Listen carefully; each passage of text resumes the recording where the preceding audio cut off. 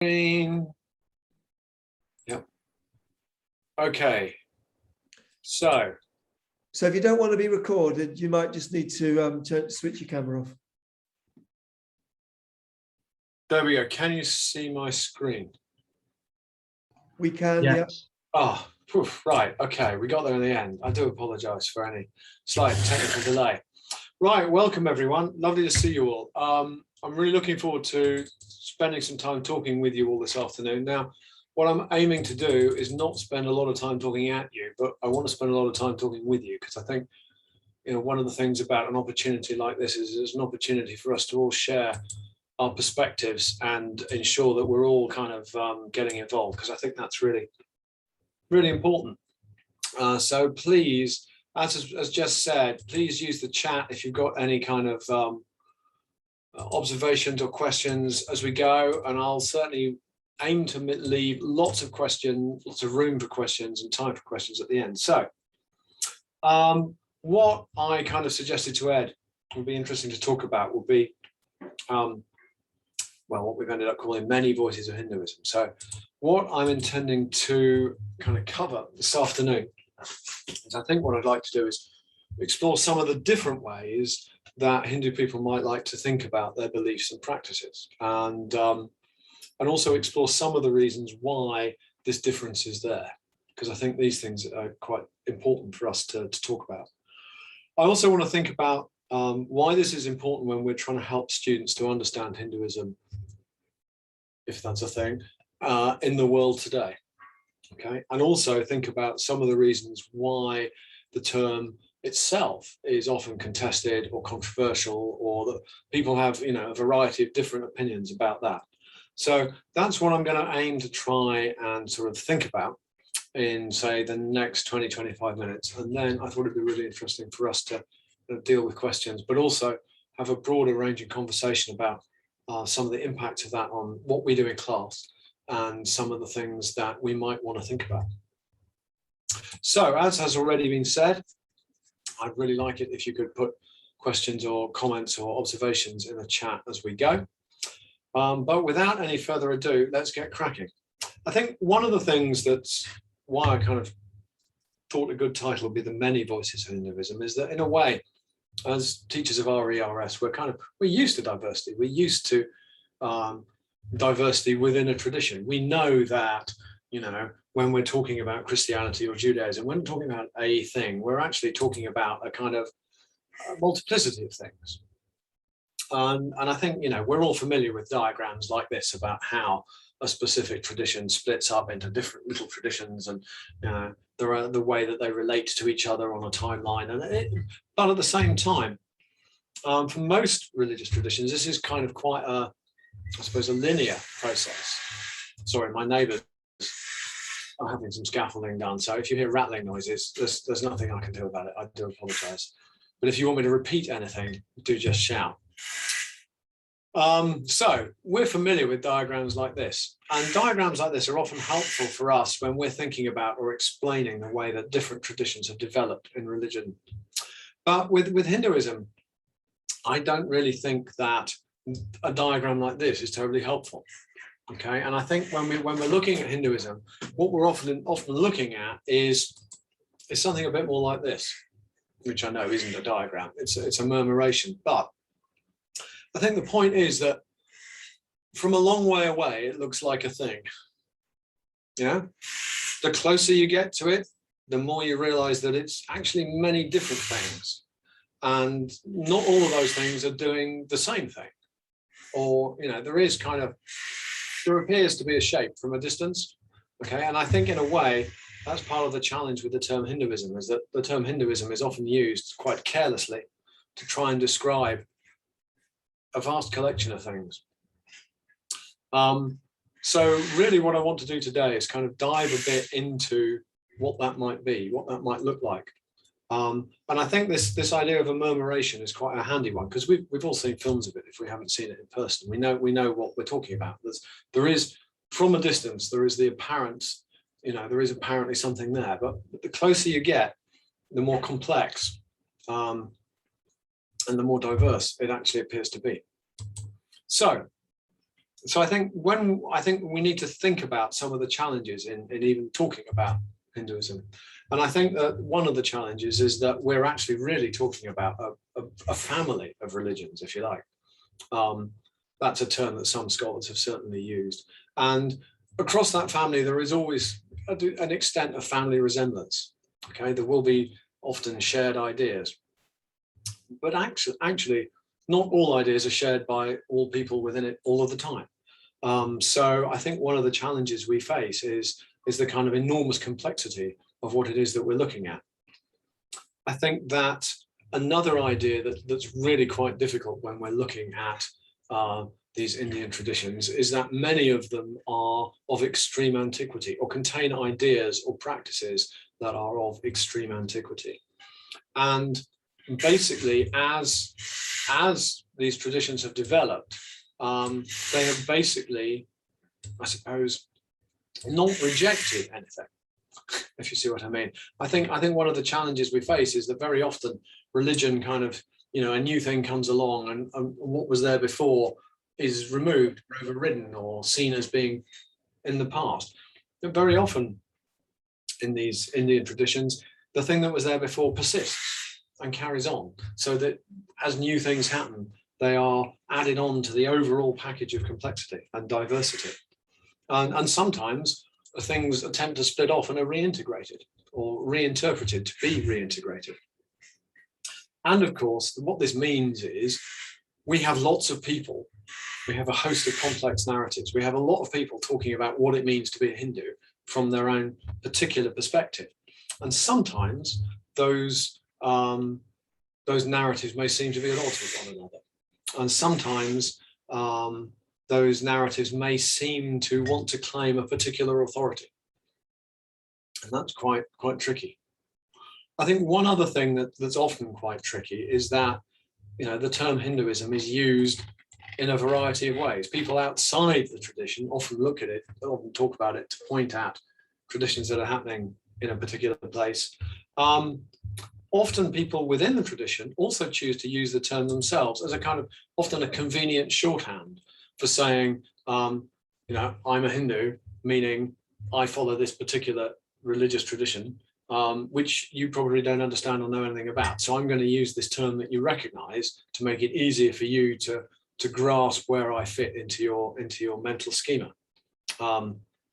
So it's a difficult thing to talk about because a lot of the time when we're talking about it, we're talking about different things, or we're talking about things that are similar but different or related.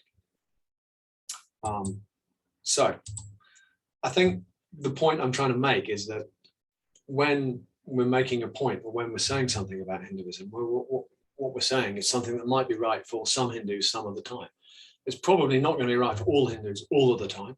It might be right for many Hindus at different times. I think that's significant. And I think that particularly for our practice in school, one of the things that I think is really important is the way we present Hinduism, particularly I think at Key Stage 3, because a lot of students really only encounter Hinduism in Key Stage 3. And the kind of Hinduism they encounter is a very valid perspective, but it's only one of a number of very valid perspectives. And, how often have we seen RS books or RS schemes of work where they talk about Hinduism as a kind of form of soft polytheism, where there are many gods that all represent different aspects of one ultimate divine reality, which is, of course, what many Hindus believe.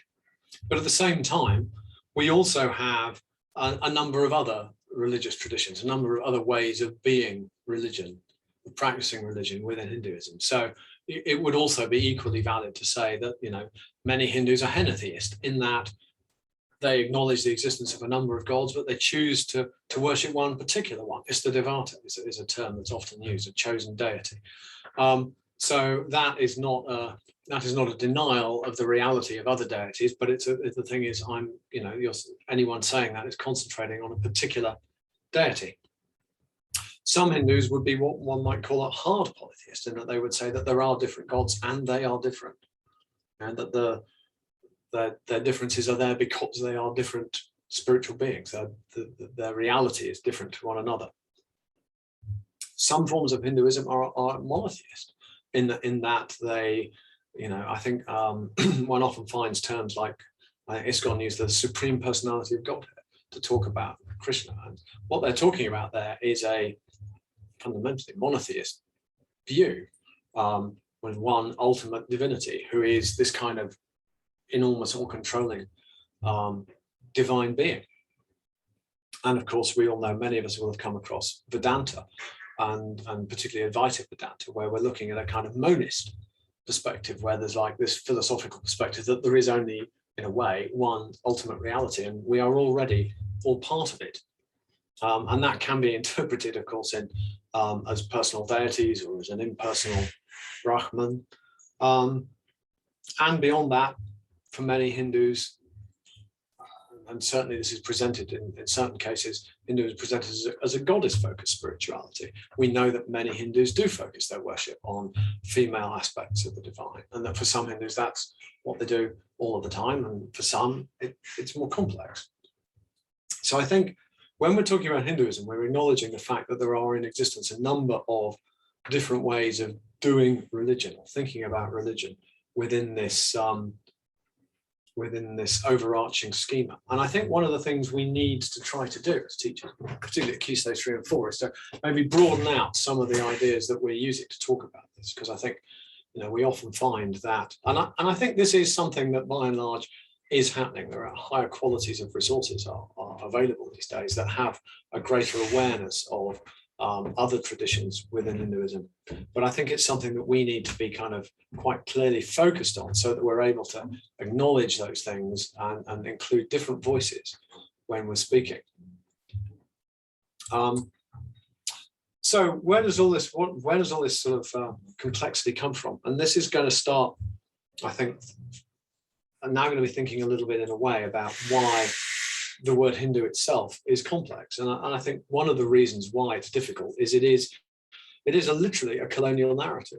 The term Hindu was originally applied by the Mughals as they were conquering India. And it's like it's kind of catch-all term for the people over there, the people who practice religions that aren't Islam. And then later, with the British, it became this kind of way of talking about the indigenous religious traditions. So on British tax forms in the Raj, you had kind of, Christian, Muslim, Parsi, etc., etc. And then Hindu was this catch-all for all these different indigenous traditions that we don't even want to, that the government don't even want to bother trying to understand or tease out.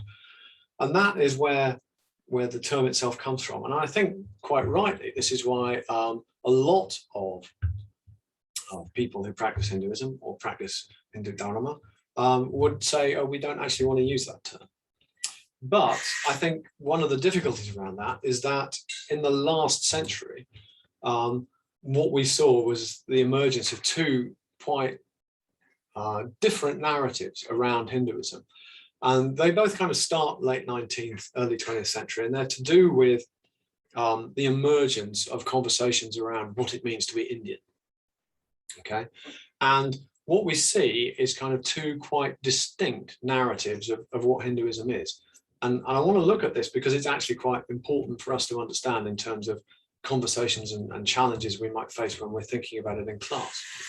So one place we kind of see this would be in the kind of inclusive narrative. So a lot of our students as well will think of Hinduism as a peaceful, inclusive, very mellow and spiritual tradition, using one of those terms that people often use to imply that other traditions maybe aren't the spiritual. I don't know. But also this idea that Hinduism is a kind of big tent of Indian religious traditions that is generous and welcoming and open and outward looking and open to interfaith dialogue and peaceful and has worked hard to, one of the things that this narrative of Hinduism seeks to do is to kind of be quite reforming and say, look, there are these things that are, we don't want to be part of our religious tradition, like caste. We don't want that to be part of our religious tradition. We don't want some of the other things that people have been doing and labeling as part of Indian religion to be in there, although there are complex debates on that. This kind of inclusive tradition has a focus on Hinduism as a kind of spirituality of mankind, if you like. A lot of scholars in the 20th century have written about that. It could be accused of being Orientalist, and I think to an extent it is, in that it can be quite, it kind of fits in with that kind of, I think, oh, the mystic East, the other, that kind of, all this wonderful stuff that's happening over there that is so different and rich and exotic. And, Hinduism is different and rich and exotic. But if that's what we emphasize, we're often missing out on some of the things we need to understand. That is very influential in the West, largely due to Swami Vivekananda, who came over to Chicago in the 19th century and spoke at one of the first world parliaments of religions. And of course, for them, it was a real coup, because world parliaments of religions up to then had been largely Christians with a few Jews. And to actually have someone rock up who represented an entirely unheard of tradition before was a big coup. And his description of Hinduism as this kind of inclusive, pedantic, peaceful, wonderful tradition had this huge influence in the West because of that one speech, because he was able to kind of present that.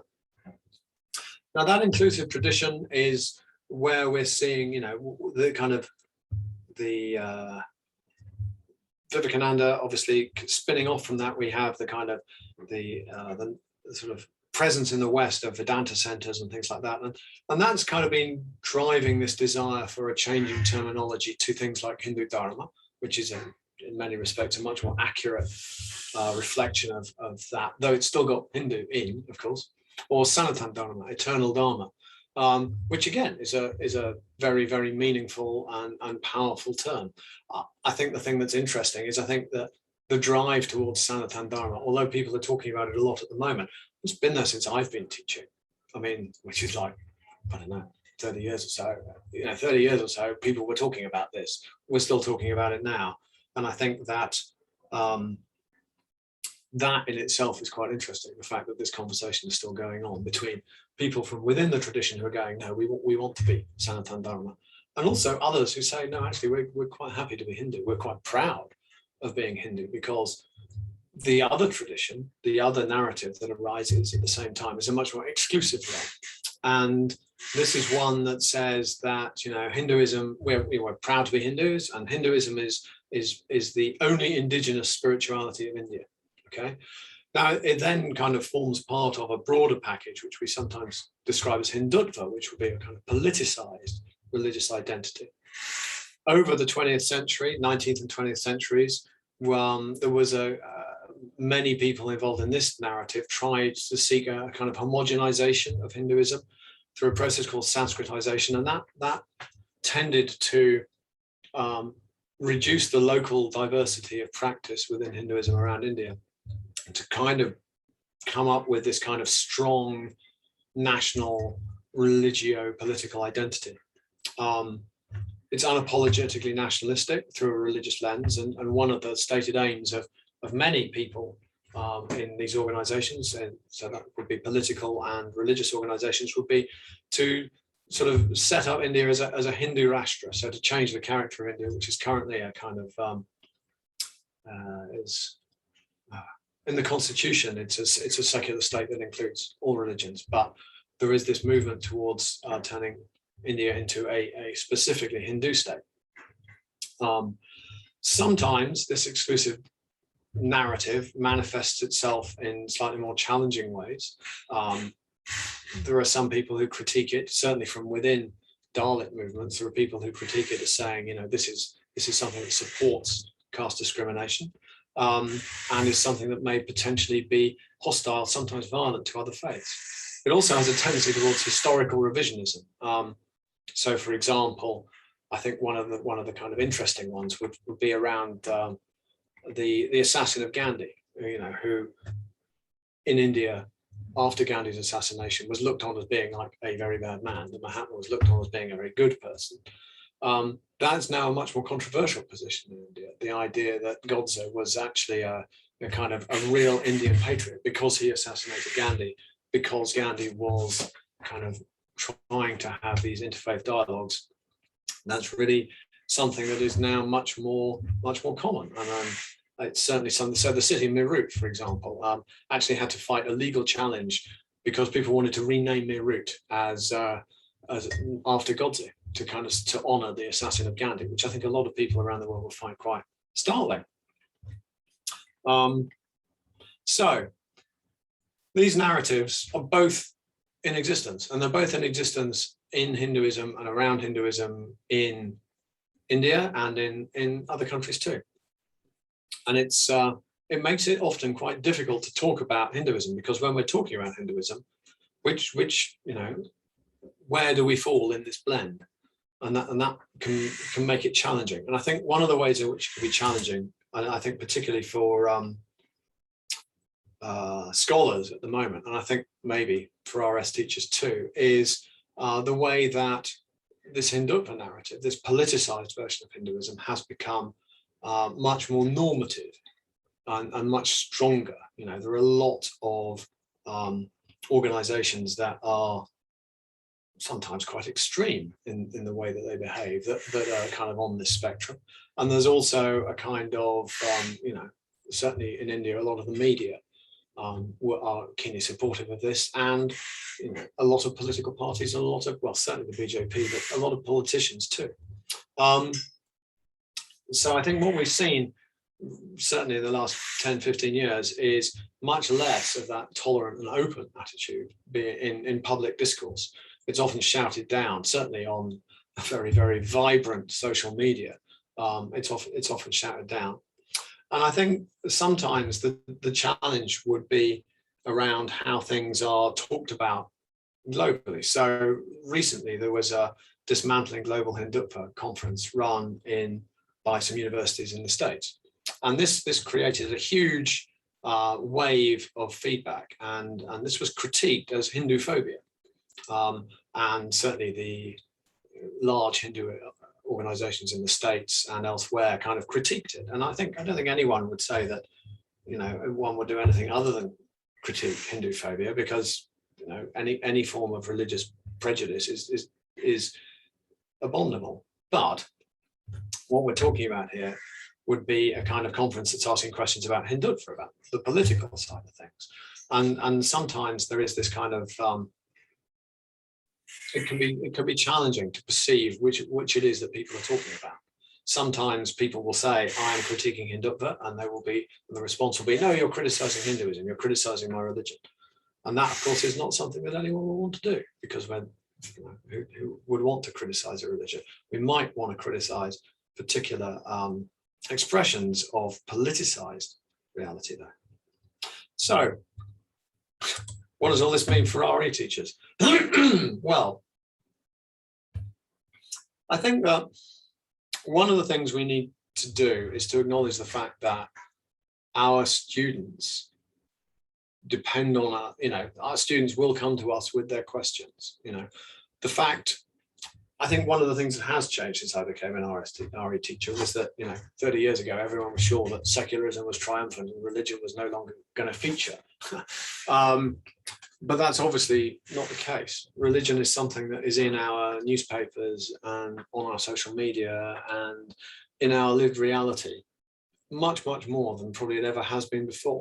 And our students are going to be exposed to a range of ideas and a range of controversies from a wide variety of different places. So in a way, we need to be able to help them to understand what's going on, and to be able to frame these things so that they're able to understand the challenge of the controversy.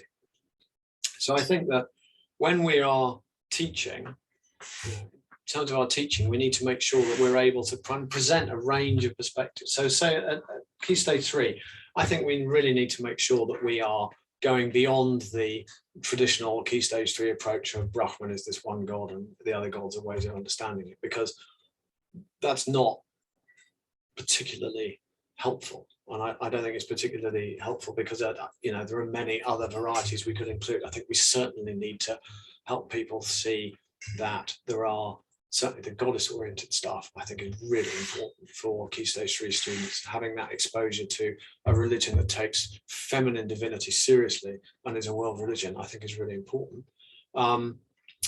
Also, I think the monotheist as well, because I think so many people kind of come away from their Key Stage 3 RS going, well, these ones over here are monotheist, and there's Hinduism, which is polytheist, and there's Buddhism, which is atheist. And those things are just not simply, they're not that simple. I think key stage 4, we need to make sure we're including some of the voices that have been traditionally excluded from narratives around what Hinduism is. So I think certainly Dalit voices, I think is absolutely critical that we're able to include people from those communities, and to ensure that both when we're talking about the experiences of, you know, how people are able to practice their religion, that's there critically, but also women, particularly Dalit women, obviously. But I think both of those groups have traditionally not always had a loud enough voice in this conversation. I think going back to where we started, I think the challenge is that there are many voices, and some of them dominate, and others are quieter, and some are sometimes excluded. And I think we need to make sure that we're open to a wider spectrum of voices to authentically represent what's going on. At key stage 5, if any of us are doing Hinduism at key stage 5, or indeed if our colleagues in sociology are looking at sociology of religion or anything like that, I think it's important that we need to help students to understand that things that in the West might fit neatly into, well, this is history, and this is politics, and this is religion, and they all fit in these neat little boxes and everything works clearly, doesn't really work like that in terms of Hinduism. And I think this complexity is the thing that we need to be presenting and foregrounding and being happy about all the way through. I think the thing with this is, you know, this is a complex thing. It is really complex. And I think it's okay to be open and honest about that complexity and say, look, this is difficult to talk about. Okay. And I think ultimately my kind of final point down at the bottom there is to make sure we know where to look to find some of these voices. You know, how do we amplify them? And how do we ensure that we're able to include as many different voices as we can? Because I think if you think about all the different things that I've talked about, these are all different ways that people have to talk about that experience of Hinduism. And you know, none of them are invalid. They're all right. I think they really need to ensure that we are, you know, including that openness and that diversity, because then we are authentically representing what the tradition, how the tradition thinks about itself, but it thinks about itself in many different ways. Anyway, thank you. A couple of comments there, which I'm going to have a look at, but that, you'll probably be delighted to know, is the end of my actual presentation. And I think it'd be really interesting to hear from everybody else. So Hashem, your question about we might categorize them under Hindu. Okay, so so I'm looking at some of the questions and comments that we're talking about. So thank you, Nikki. That is an excellent recommendation. I've not actually read that, but I can recommend some other ones which I think are very helpful. And I think one of the things that's particularly interesting about this kind of whole question of kind of resurgent Hindutva is the fact that it's happening now, that we're not talking about, you know, very often when we're doing religious studies, people go, oh, RE, it's like history, isn't it? It's all about the past. Well, it absolutely isn't.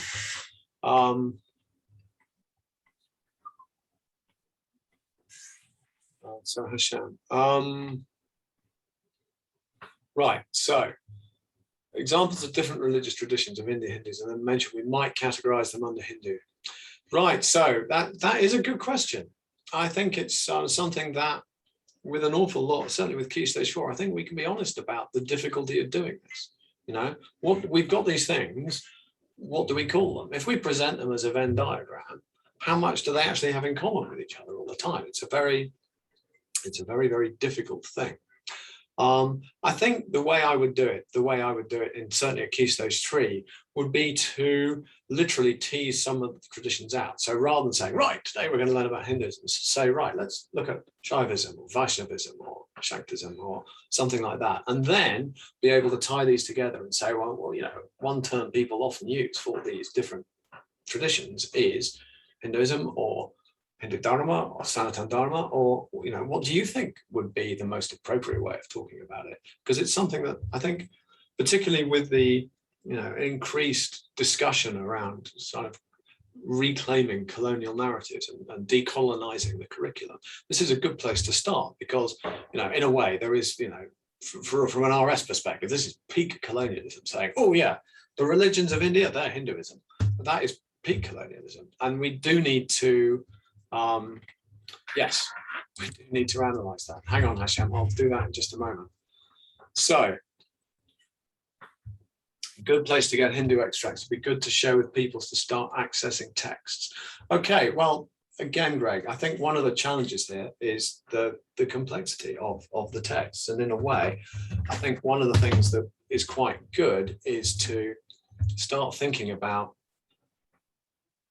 how you can analyze the text that you've already got. So, I mean, one of the things that's often, a good place to look at would be text I would choose to use would be the Gita, obviously, but also acknowledging the fact that the world and his wife have translated the Gita, and everybody has written literally the way you make your bones as a Hindu philosopher is to write a commentary on the Gita, proving that your point of view is correct. So you can find commentaries on the Gita that go, well, actually, the Gita is actually Advaita Vedanta. It's basically saying there is universal Brahman, there is no personal deity. All that stuff is just misinterpreted.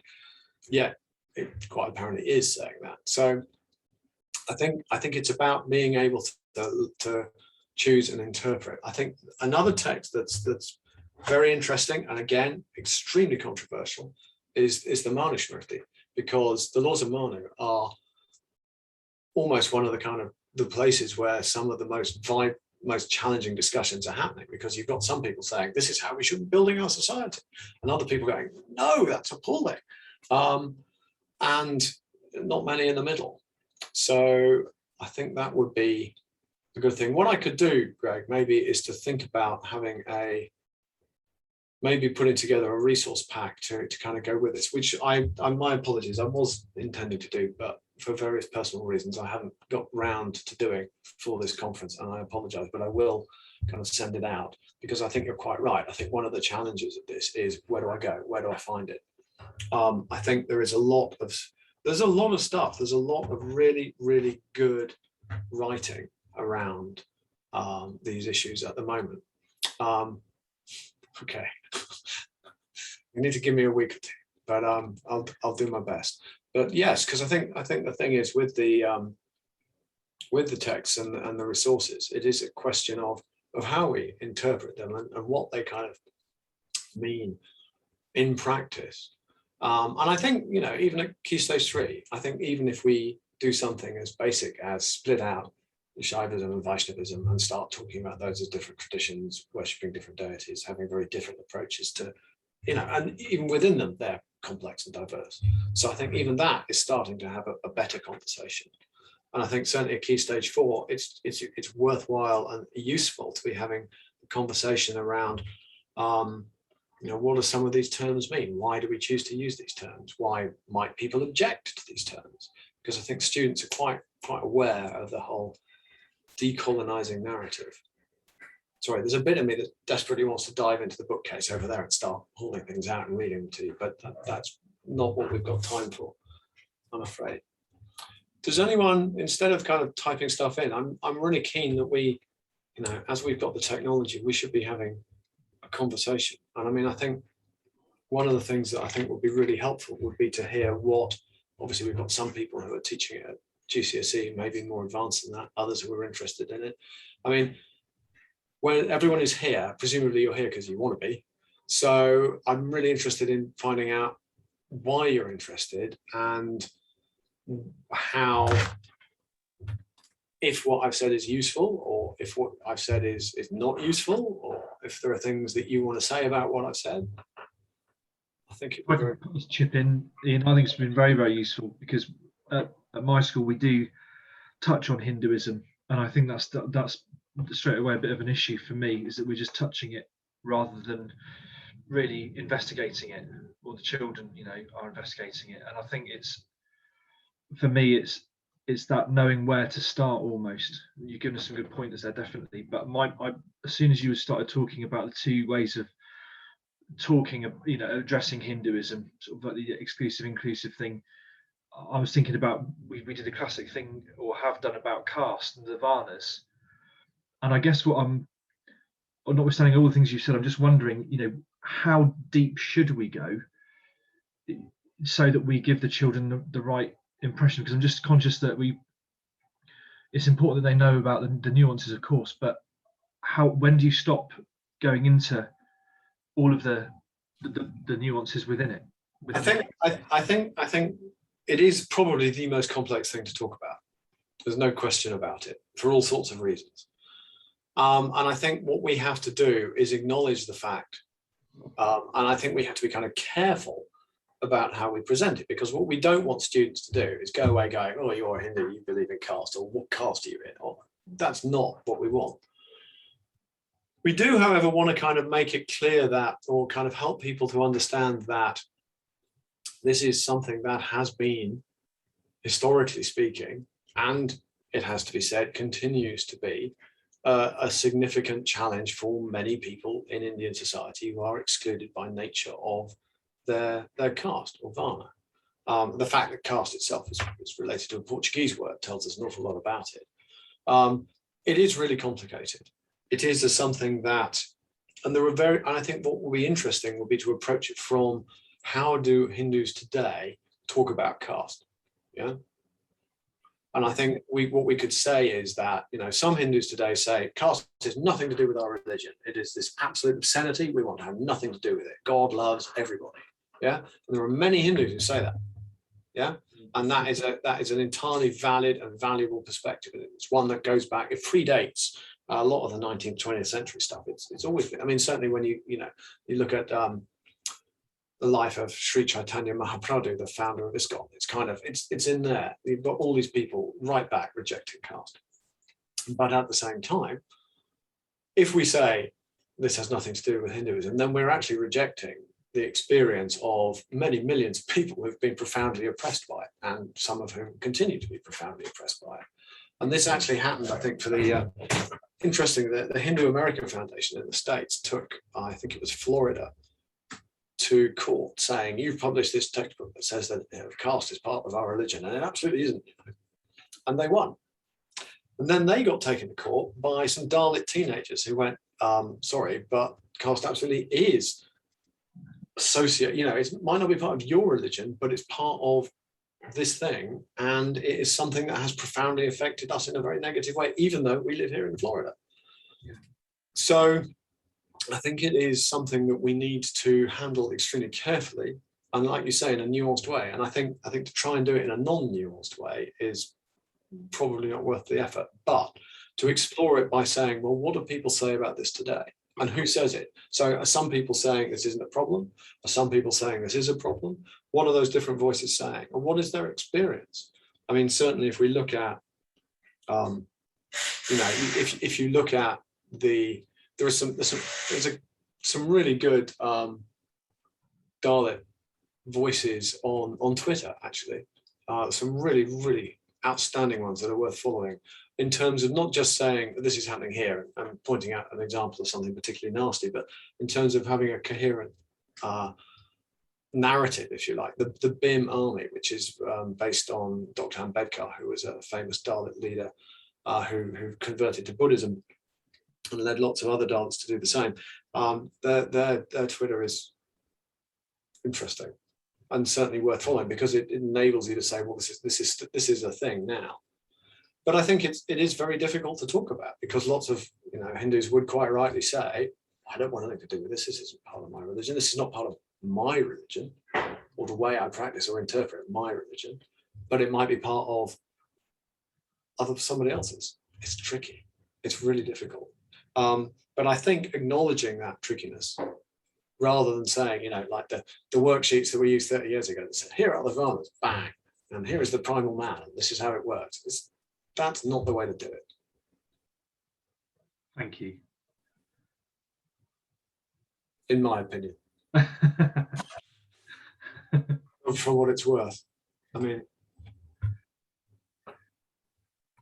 I just want to say thank you, Ian. It's just been so useful. I've done a lot of work over the past year on our trust resources on Hinduism, and I've done a lot of reading. I'm quite pleased with where our Key Stage 3 curriculum is. I'm about to start teaching GCSE Hinduism, and I'm very aware that if my students are going to progress, they need a much better diet than I was giving them at my old school for GCSE, because I would say my Key Stage 3 students know more now about that diversity and the problems and the knottiness than my GCSE students did previously, even ones that were getting grade 8 and 9. And so I feel like I want to continue that challenge progression, but knowing how to do it and in a way that works for the GCSE syllabus is a challenge, I think. Also, Ambedkar is on our Key Stage 3 syllabus, and he has gone down so well. The students are captivated, and I think he'll be really interesting when we look at Gandhi in Key Stage 4. There's going to be a really interesting comparison point, and quite a smart one, that I'm really looking forward to unpicking with our students. Thank you. And I mean, I think indeed, and certainly at Key Stage 4, we could be starting to ask questions about why would people be, why do some people choose to vandalize statues of Ambedkar? Right, yeah. Because that's a thing. So I think it's the kind of, like you say, the complexity of it is the kind of difficult thing. I mean, I always used to say to my A-level students, if you've come along to this course expecting to emerge 2 years later understanding Hinduism, then think again, because you won't.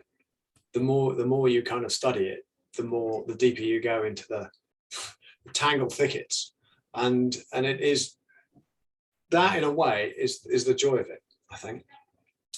And certainly for me, I think it's the thing I find most interesting and challenging, is helping, exploring things with people. And I've certainly found in a sort of my experience of talking with students from schools in India and talking with teachers from schools in India, is very often they might know a particular set of popular practices quite well, but they don't really know anything beyond that. And it's often very interesting to help students to think about, or to kind of ask them to talk about what it is and why, what they do and why they do it and why it's important to them. And then how does that relate to the way other people do it? And certainly having, discussions between students in the north and the south of India, all of whom say, oh yeah, I'm Hindu, but then they're talking about doing very different things. And there are some shared concepts and shared vocabulary, but there's also a huge diversity. How could this be incorporated into a primary setting? I was just going to say, there's a question there. Yeah. Now you're asking. Well, I'm not a primary specialist, but I'm not going to try and use that to dodge the question. I think when we're talking about this in primary, I think one of the things to use, or one thing I would probably choose to use, would be something around the ways in which these different traditions express themselves. And I think particularly one of the things we know we can find in Hinduism is some really striking art, and that's true both traditionally but also in terms of kind of modern things as well. And I think that art and dance and art in general, in the most general terms, I think would be for primary a good way in, because you have many of the kind of the stories, Ramayana in particular, and sort of the ways, and then that is kind of fairly straightforwardly a pan-Indian thing that most people understand, but they express it in different ways, and it can be talked about in different ways, and there are different versions of it, and different things happen to different people at the end of the story, particularly to Sita. Different things happen to Sita in different versions of the Ramayana, and that is in itself very telling. Which one do you foreground? Which one? Maybe that level of analysis in primary school isn't going to work terribly well, but I think that's certainly something with the kind of the ways that people express these ideas. And I think that the kind of visual, I think the whole concept of darshan, of the visual encounter with the divine that kind of lies at that, is one of those kind of shared things. I think is so important, and it's something that kind of could be really, really significant in a primary school. It's like that thing of when you look at this image, what do you see? Why do you see it? How does it affect you? So that you can kind of work from that into thinking about, well, what is the person who designed this or carved this or drew it or whatever, what were they trying to say about the divine? You know, and why is that important? Why is that different? Ian, can you just say a bit more about what you mean by darshan? Sorry, darshan is a Sanskrit term that means it's the idea that when you visit a temple, you take darshan of the deity. So you are literally, it's eye contact with God, I think is probably the best way of putting it. It's that visceral, personal connection between you and the divine, which is usually embodied as the murti, as the image that's enshrined in the temple. So the kind of classic example would be if you go to the temple of Jagannath in Puri, the three deities there are basically just reduced to these huge eyes. There's almost no other feature around them. It's just these huge eyes to make it easy for devotees to have that moment of eye contact with the divine. The same term is used with sadhus as well. So that, you know, when you go to see a holy man, you're not asking for a blessing. You might be asking for a blessing, but you're primarily going to take darshan, to have that moment of connection. And it's the same, I suppose, in the same way that we have that recognition when we look into the eyes of somebody that we know, we love, or that, you know, sometimes when you're, you know, in the proverbial stuff about eyes meeting across a crowded room, and there's that kind of moment of connection. In a way, that's what darshan is. So it's that. Nikki's asking about your views on the Insight report. I wasn't unduly surprised. I mean, I think I found being interested in Hinduism, I mean, a lot of the schools I've taught in have kind of gone, well, we're glad you're interested in that, but you're not going to teach it here, mate. And sort of getting to do it from my own perspective, for an exam group, it took me a long time to kind of to pull it together, and to resource it properly was enormously challenging. That, you know, even I think the quality of resources that are available now, as opposed to say 5 years ago, are a lot better. I still think there's a very long way to go to kind of resource it adequately. But I think some things have made our life easier. So, like, you know, the internet, for all of its challenges and all the way that it throws up nasties occasionally, is actually a very, very useful source of a lot of particularly when we're talking about Hinduism as it is practiced and lived now. You know, there's fantastic video resources. There's fantastic people going on pilgrimages and saying, you know, I've been on a yatra to, you know, they were everywhere, and this is what it's like. And look at my video of this, and this is why it's so important for me. I had this great time. And, you know, 10 years ago, you wouldn't have had that. Now you do. So I think there's that. I think part of it is down to the fact that certainly when I went to university years and years ago, you know, Hinduism was like the B stream. You know, Indian religions were for people who couldn't hack New Testament Greek. And that is quite honestly why I got into them, because I couldn't hack New Testament Greek, and I'm quite proud to say that. And that as a result of not being able to hack New Testament Greek, I've been fascinated in Indian religions ever since. And I think that, again, there's this kind of circle that if we're not producing people who've been fired up about Indian religions in school, they're not going to go to university and demand it, and they're not going to come out of university and want to teach it.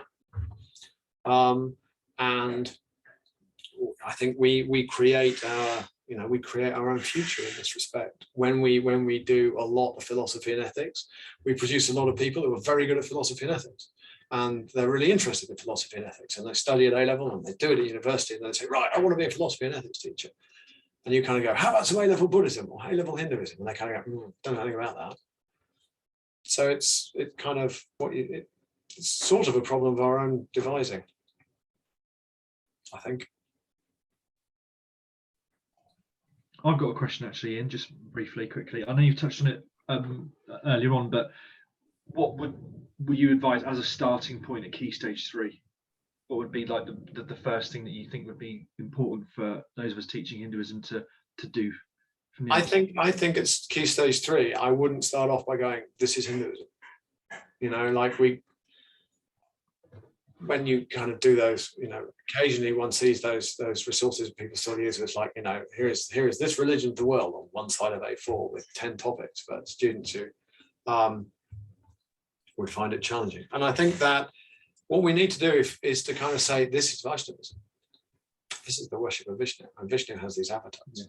Yeah. And then certainly to respond to Ed at this point, this is where you would definitely put an emphasis on Dharma, because Vishnu is all about the preservation of Dharma, and the descent. The avatars are all about descending into the world to challenge evil and to restore Dharma, and sometimes to ask difficult questions about what Dharma might actually mean, and then look at another tradition, probably Shaivism, and then look at. So I think if you do Vaishnavism, Shaivism, and Shaktism, then I think you are certainly producing, and then at the end have a conversation about, and some people put all these two things together and call them Hinduism, or an umbrella term for these might be because they're all Indian religions, and then think about, what term would be better? Would it be this term that was invented by Mughals to describe people they were conquering, or would it be this term that's coming out of the tradition?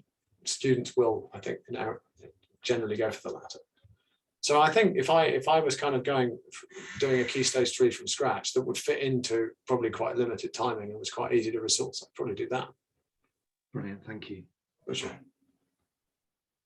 Ed, teaching about Dharma. Yes, I mean, I think Dharma is a kind of really central part of, in its broadest sense, is a really central part of being able to talk about all of these things.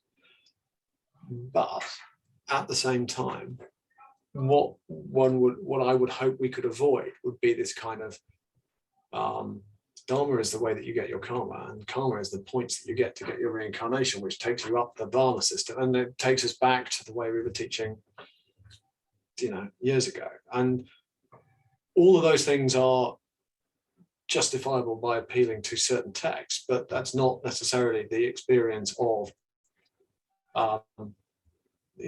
Hindus, people following Hindu traditions. Cool. We're nearly out of time, but I just wanted to very briefly touch back on what Hashem was asking earlier. I was wondering, he was asking about typing up the names of some of the traditions. Is that something on the PowerPoint to share with us when that comes out?